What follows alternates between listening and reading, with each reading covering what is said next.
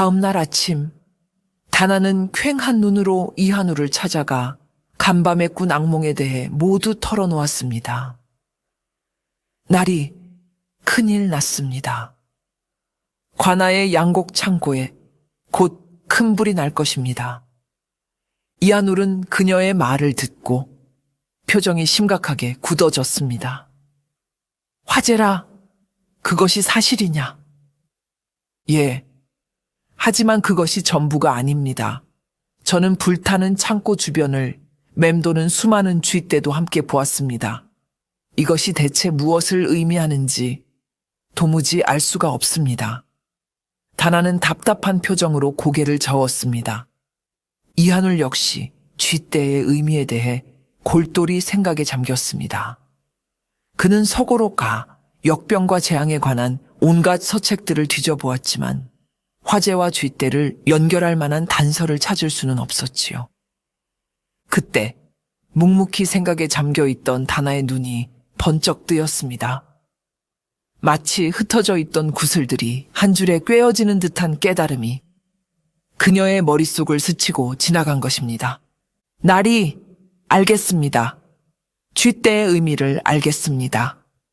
그녀는 흥분한 목소리로 외쳤습니다.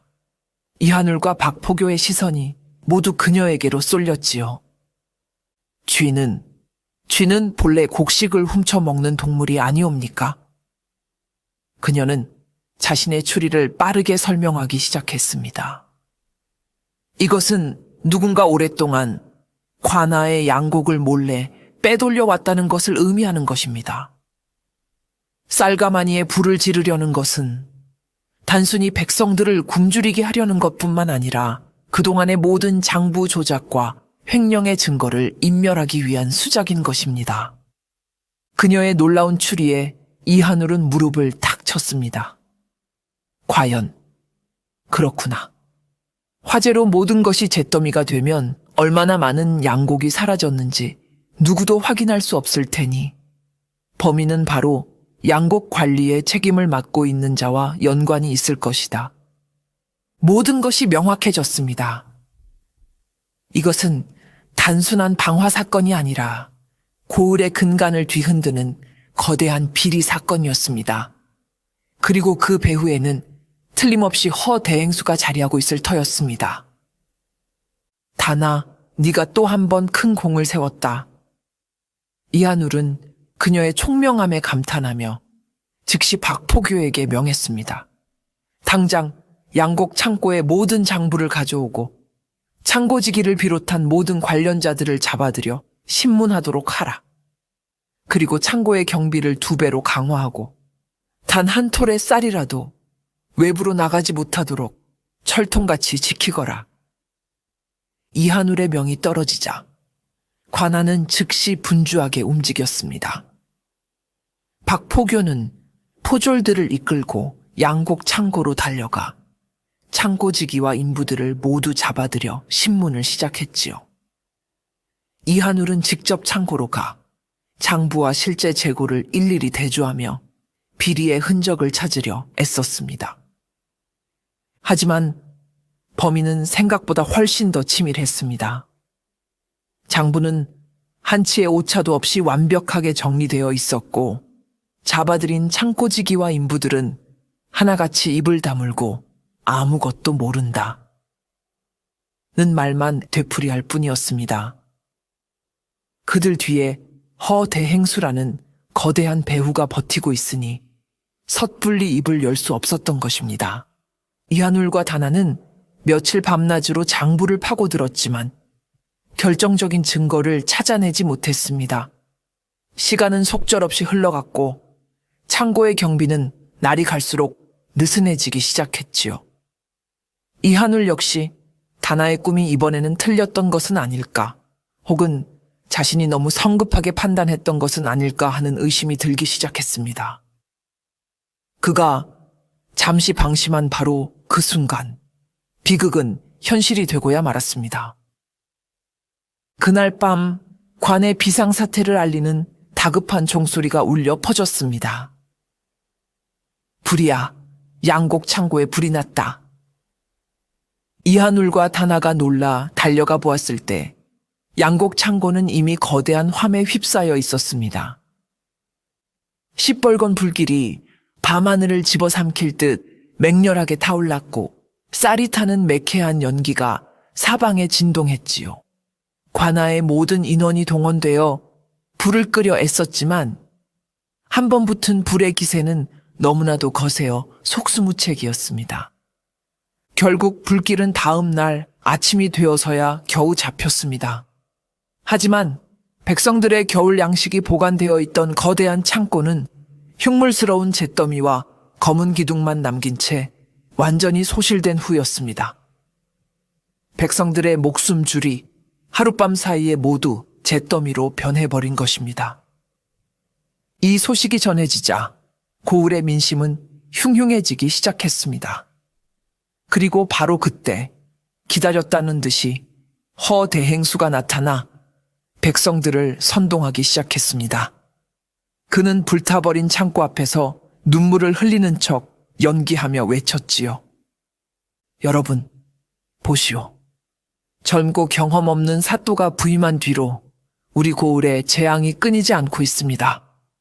다리가 무너지고 독살 시도가 일어나더니 이제는 우리 모두의 양식까지 잿더미가 되지 않았습니까? 이 모든 것은 사또가 부덕하기 때문입니다. 그의 교활한 선동에 굶주림에 대한 공포에 휩싸인 백성들의 마음은 서서히 흔들리기 시작했습니다. 이한울은 하루아침에 고을에 재앙을 몰고 온 무능한 사또로 낙인 찍힐 위기에 처한 것입니다. 양곡 창고가 불타버린 사건은 이한울에게 씻을 수 없는 치명타가 되었습니다. 백성들의 원성은 하늘을 찔렀고 관아 내부에서조차 그의 지도력에 대한 의심의 목소리가 나오기 시작했지요. 그는 완벽하게 고립되었습니다. 그리고 이 모든 것이 허대행수가 치밀하게 계획한 계략의 결과임을 그는 뼈저리게 느끼고 있었습니다. 놈은 나를 무능한 사또로 만들어 백성들의 신임을 잃게 한 뒤 결국 이 고을에서 쫓아내려 하는 것이다. 이대로 물러설 수는 없다. 놈의 목에 칼을 들이댈 수 있는 마지막 기회는 반드시 온다. 이한울은 이 위기를 정면으로 돌파하기로 결심했습니다. 그는 더 이상 수세에 몰려 방어만 하는 것이 아니라 직접 미끼가 되어 범인을 잡기 위한 위험한 함정을 파기로 마음먹었습니다. 그는 다나와 박포교만을 조용히 자신의 방으로 불렀습니다. 그리고는 자신의 계획을 털어놓았지요. 며칠 뒤면 우리 고을에서 가장 큰 가을 축제가 열린다. 나는 그날 모든 경호를 물리치고 평복 차림으로 백성들과 어울려 축제를 즐기겠다고 공표할 것이다. 그의 말에 박포교가 기겁을 하며 말렸습니다. 날이 아니 되옵니다. 그것은 너무나도 위험한 일이옵니다. 범인이 그 기회를 놓칠 리가 없습니다. 바로 그것을 노리는 것이다. 이한울은 차분하게 말했습니다. 놈은 내가 완전히 무력해지는 그 순간을 반드시 노릴 것이다. 내가 스스로를 위험에 노출시켜야만 놈은 방심하고 모습을 드러내겠지. 그것이 우리가 놈을 잡을 수 있는 유일한 방법이다. 그것은 자신의 목숨을 거는 아슬아슬한 도박이었습니다. 다나는 불안한 눈으로 그를 바라보았습니다. 날이 만약 제 꿈에 아무것도 보이지 않는다면 어찌하시렵니까? 그렇다면 그것 또한 나의 운명이겠지. 이한울은 담담하게 말했습니다. 하지만 그의 눈은 다나를 향한 굳건한 믿음으로 빛나고 있었습니다. 아니, 나는 믿는다. 너의 눈이 반드시 우리에게 길을 보여줄 것이라고. 그러니 너는 오직 꿈에만 집중하도록 하라. 나머지는 내가 모두 준비하겠다. 다음 날 이한울의 공표대로 사또가 축제날 백성들과 함께하기 위해 모든 격식을 버리고 단출한 행차를 할 것이라는 방이 온 고을에 나붙었습니다. 허대 행수는 그 소식을 듣고 자신의 때가 왔음을 직감하며 회심의 미소를 지었습니다. 그는 이한울의 목숨을 끊을 마지막 자객을 준비하기 시작했습니다. 축제를 하루 앞둔 밤, 다나는 극도의 긴장감 속에서 잠이 들었습니다. 그녀의 어깨 위에는 이제 사또 이한울의 목숨이 달려 있었습니다.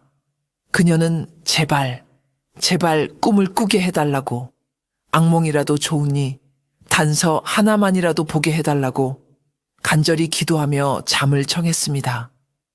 그날 밤 그녀는 그녀의 생애에서 가장 길고 가장 선명하며 가장 끔찍한 악몽을 꾸었습니다.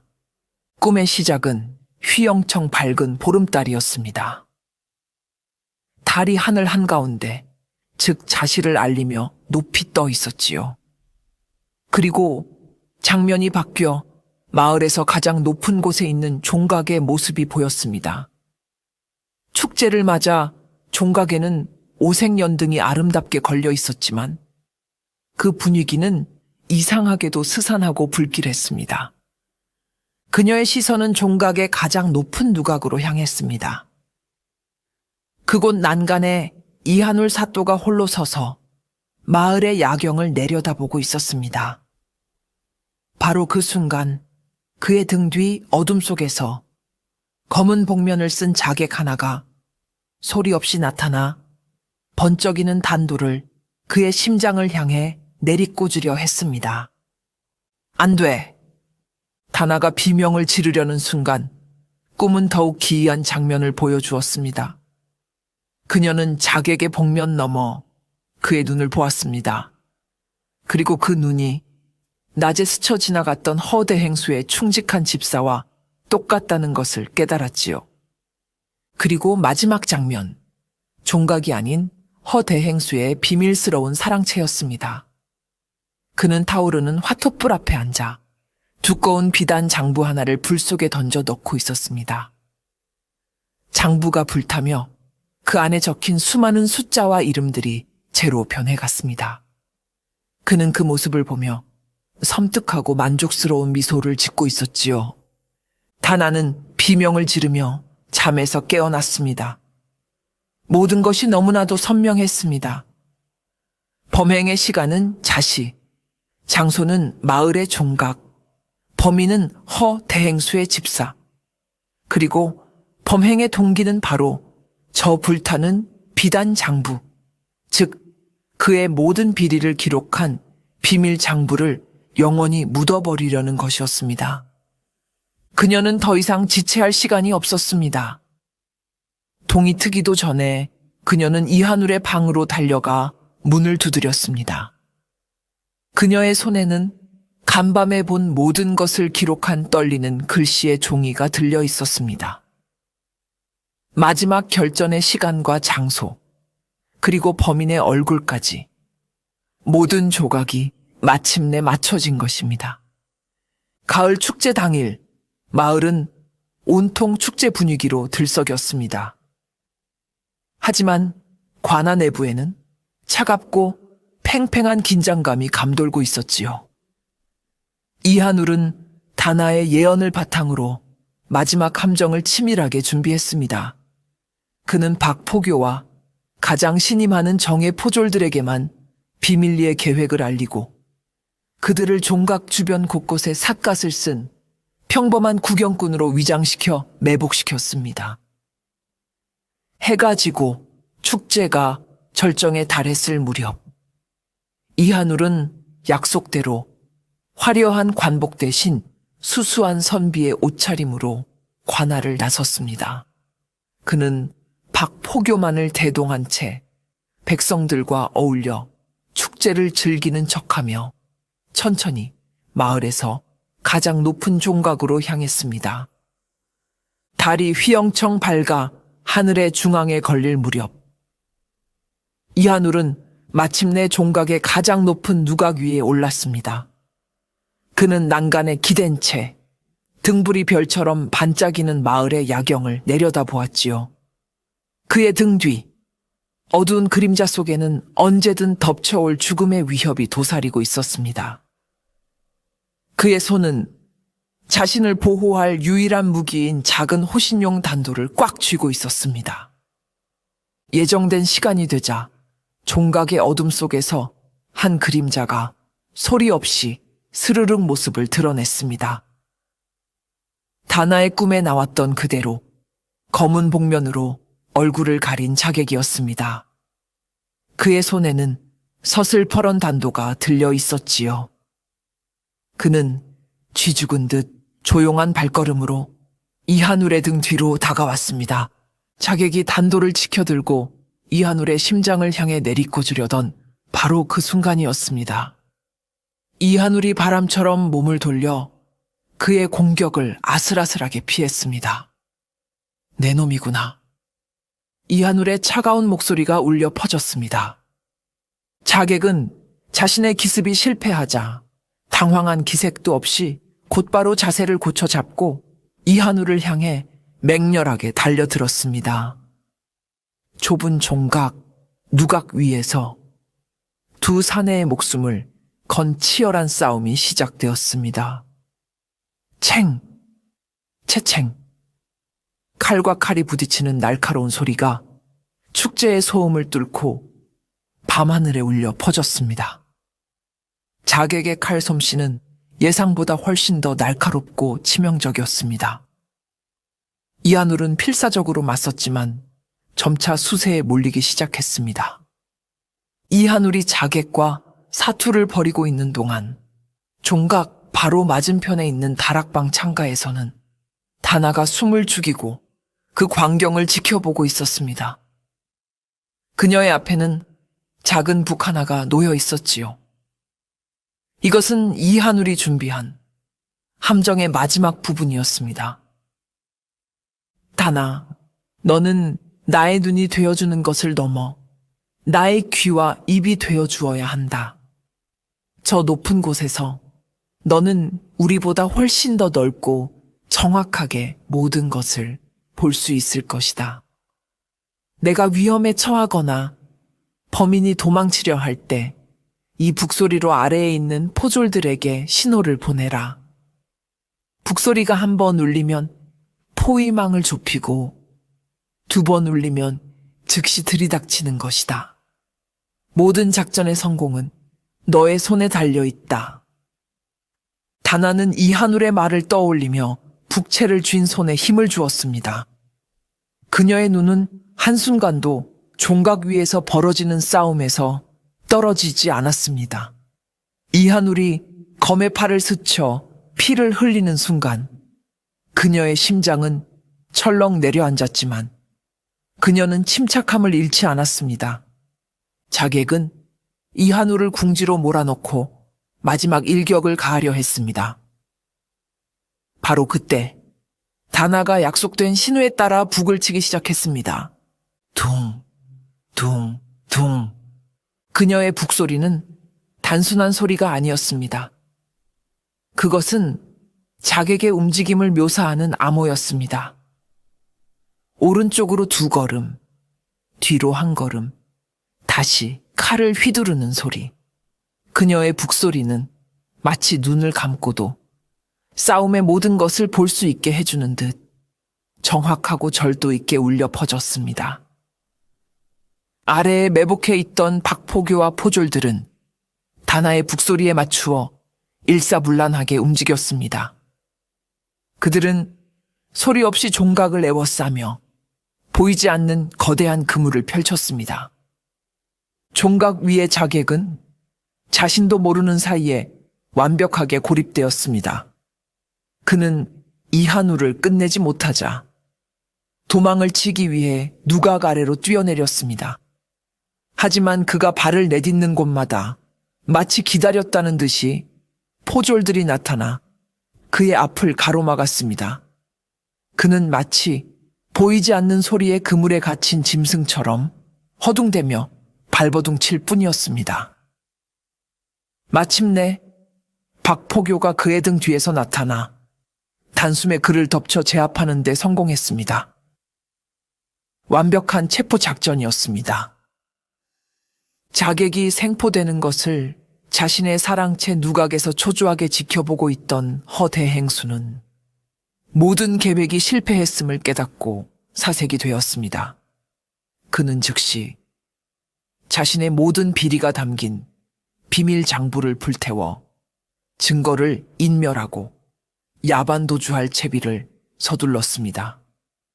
그가 막 중요한 짐 몇 가지만을 챙겨 뒷문으로 빠져나가려던 순간이었습니다. 그의 앞을 가로막는 한 처녀의 그림자, 바로 다나였습니다.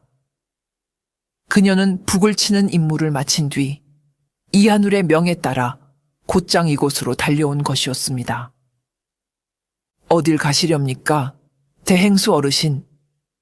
다나의 목소리는 차갑고 고요했습니다.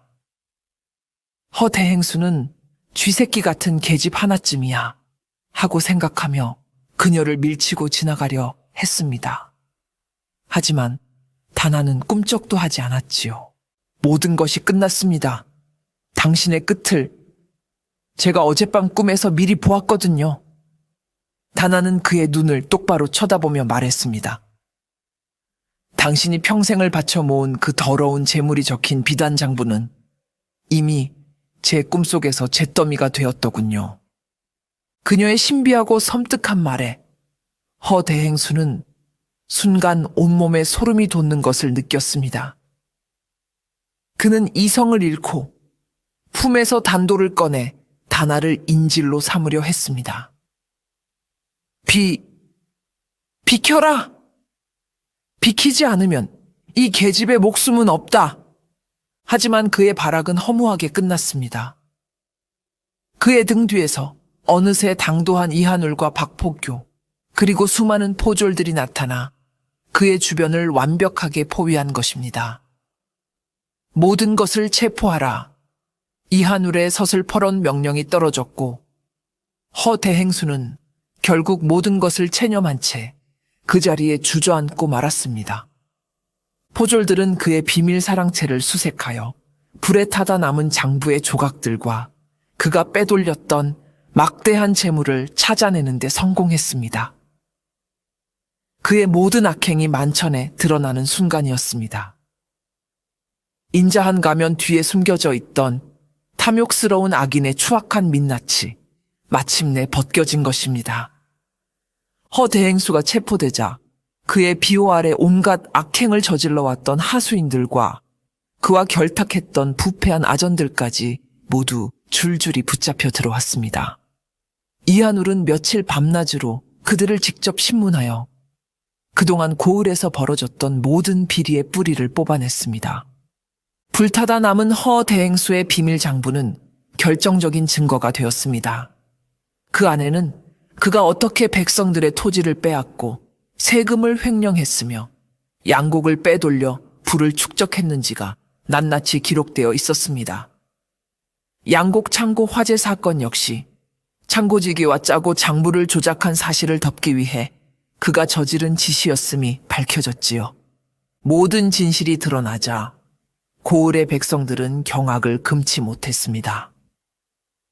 그리고 자신들을 구해준 젊은 사또 이하눌과 신비한 처녀 다나에게 아낌없는 칭송과 감사를 보냈습니다. 고을에는 마침내 진정한 평화가 찾아왔습니다. 이하눌은 허대행수가 부당하게 빼앗았던 토지를 원래 주인들에게 모두 돌려주었고 횡령했던 세금을 이용해 불타버린 양곡 창고를 다시 짓고 굶주리는 백성들에게 쌀을 나누어 주었습니다.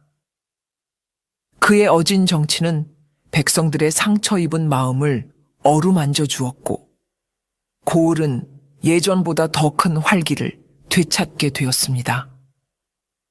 백성들은 특히 다나의 신비한 능력에 대해 이야기하며 그녀를 고을을 지키는 선녀 혹은 미래를 보는 보살이라 부르며 칭송했습니다. 그녀가 나타나 사또의 목숨을 구하고 거대한 악의 무리를 소탕했다는 이야기는 입에서 입으로 전해지며 어느새 전설이 되어가고 있었지요. 다나는 자신에게 쏟아지는 사람들의 관심과 칭송이 어색하고 낯설기만 했습니다. 그녀는 평생을 자신의 능력을 저주하며 사람들의 눈을 피해 살아왔기 때문입니다. 하지만 이제 사람들은 더 이상 그녀를 두려워하거나 손가락질하지 않았습니다. 오히려 그녀를 고마워하고 존경의 눈빛으로 바라보았습니다.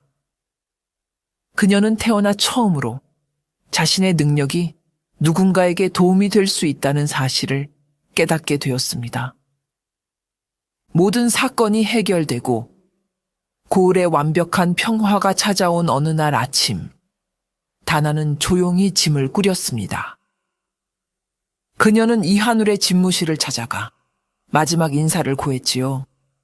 나리, 그동안 베풀어 주신 은혜에 감사드립니다. 이제 저는 제 갈 길을 가야겠습니다. 이하늘은 그녀의 갑작스러운 이별 통보에 놀란 표정으로 물었습니다. 가다니? 어디로 가려는 것이냐? 이제 이곳이 너의 집이 아니더냐? 백성들도 모두 너를 존경하고 따르는데. 다나는 씁쓸한 미소를 지으며 고개를 저었습니다. 아닙니다, 나리. 저는 장돌뱅이. 한 곳에 오래 머무를 수 없는 운명입니다. 저의 능력은 결국 불행을 부르는 능력입니다. 제가 머무는 곳에는 늘 크고 작은 재앙이 그림자처럼 따라붙을 것입니다. 더 이상 이 평화로운 고을에 저로 인한 불행의 씨앗을 남기고 싶지 않습니다. 그녀는 여전히 자신의 능력을 저주라고 믿고 있었습니다. 자신 때문에 벌어졌던 숱한 비극들이 그녀의 마음속에 깊은 상처로 남아 있었던 것입니다. 하지만 이하늘의 생각은 달랐습니다. 그는 자리에서 일어나 떠나려는 다나의 앞을 막아섰습니다. 다나. 그는 처음으로 그녀의 이름을 다정하게 불렀습니다. 그것은 저주가 아니다. 그는 그녀의 어깨를 잡고 진지한 눈으로 그녀를 바라보며 말했습니다. 네가 본 것은 불행 그 자체가 아니라 불행을 막을 수 있는 기회였다. 너의 눈이 아니었다면 나는 이미 이 세상 사람이 아니었을 것이고 이 고을은 여전히 저 악독한 자의 소나귀에서 고통받고 있었을 것이다. 너의 능력은 불행을 부르는 것이 아니라 불행을 이겨낼 힘을 주는 아주 귀하고 소중한 능력이다. 그는 단호하게 말했습니다. 그러니 더 이상 도망치지 마라. 너는 더 이상 너의 능력을 두려워하며 숨어 살 필요가 없다. 이곳에 머물며 너의 힘을 좋은 곳에 쓰도록 하라. 내가 너의 곁에서 너를 지켜줄 것이다. 그의 진심 어린 말에 다나의 눈동자가 세차게 흔들렸습니다. 그녀를 저주받은 아이가 아닌 귀한 능력을 가진 사람으로 인정해준 최초의 사람이었습니다. 그녀가 평생을 기다려왔던 위로의 말이었습니다. 이하늘은 흔들리는 다나의 눈빛을 보며 자신의 마음속에 품고 있던 진심을 모두 꺼내놓기로 결심했습니다. 그는 한 걸음 더 다가서서 그녀의 손을 조심스럽게 잡았습니다. 다나, 나는 법과 이치로 세상을 배우고 그것으로 백성을 다스리려 했소. 하지만 이번 일을 겪으며 깨달았소. 내가 책에서 배운 법도만으로는 사람의 마음속 깊은 곳에 숨겨진 악의와 백성들이 겪는 진짜 아픔을 모두 헤아릴 수는 없다는 것을 말이오. 그는 그녀의 손을 더욱 굳게 잡으며 진심을 담아 말했습니다. 내게는 당신이 필요하오. 나의 이성이 닿지 않는 곳, 나의 눈이 보지 못하는 곳을 대신 보아줄 당신의 그 특별한 눈이 나에게는 필요하단 말이오. 그리고 그는 마침내 가장 중요한 말을 꺼냈습니다. 그것은 사또가 아닌 한 사내로서 한 여인에게 바치는 진솔한 고백이었습니다. 나는 법으로 이 고을의 질서를 바로 세우고 당신은 그 법이 미처 닿지 못하는 곳의 아픔과 위험을 미리 보아주시오. 내가 당신의 검과 방패가 되어주고 당신은 나의 등불과 눈이 되어주시오. 부디